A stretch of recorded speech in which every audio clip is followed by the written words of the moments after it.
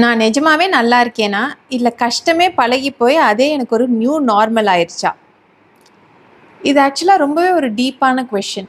ஆக்சுவலா பார்த்தீங்கன்னா, நம்ம பாடி அண்ட் மைண்டுக்கு ஸ்ட்ரெஸ்ஸுக்கு அடாப்ட் ஆறதுக்கான கெப்பாசிட்டி இருக்கு. பட் அந்த சர்வைவல் மோட்லயே நம்ம லாங் டெர்ம் கொண்டு போனோம்னா, it is not quite ideal. So என்னதான் ஸ்ட்ரெஸ் இருந்தாலும், நீங்க எப்பயுமே ஒரு சர்வைவல் மோட்லயே இல்ல, நீங்க ஆக்சுவலா ஓகேயா தான் இருக்கீங்கங்கிறதுக்கான சைன் என்னென்ன? First, your body feel safe.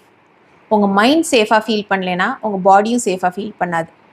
So நீங்கள் எனக்கு நைட் தூக்கம் ஓரளவுக்கு நல்லா தான் இருக்குது, காலையில் எந்திரிக்கும் போது ரெஃப்ரெஷ்டாக எனர்ஜெட்டிக்காக தான் ஃபீல் பண்ணுறேன், சாப்பாடும் என்னால் நல்லா எடுத்துக்க முடியுது அப்படின்னு நீங்கள் நினச்சிங்கனாலே it is a good sign because your mind feel safe. Second, ஒரு சென்ஸ் ஆஃப் ஹாப்பினஸ். என்னதான் கஷ்டம் இருந்தாலும் வாரத்தில் என்னைக்காவது ஒரு நாள் எப்பயாச்சுமாவது ஒரு மாதிரி சந்தோஷமாக உங்களால் ஃபீல் பண்ண முடியுதா? நீங்கள் பண்ணுற சில விஷயமா இருக்கட்டும், இல்லை உங்களை சுற்றி இருக்க சில விஷயமா இருக்கட்டும், உங்களை வந்து கொஞ்சம் ஹாப்பியாக ஃபீல் பண்ண வைக்கிது, கொஞ்சம் ரிலாக்ஸ்டாக ஃபீல் பண்ண வைக்கிதுன்னா that is also a sign. Third, your ability to make connection. உங்களால் சில பேரோட ஜெனுவனாக கனெக்ட் ஆக முடியுது.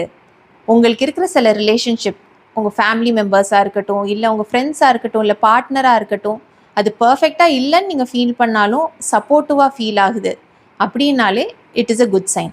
இதில் மூணில் ஏதாவது ஒன்று அஃபெக்ட் ஆனால் கூட நீங்கள் இதை கண்டிப்பாக அட்ரஸ் பண்ணியே ஆகணும். ஏன்னா இது நீங்கள் ஸ்ட்ரெஸ்ஸை இன்னும் பெட்டராக ஹேண்டில் பண்ணிக்க கற்றுக்கணுங்கிறதுக்கான இண்டிகேஷன்.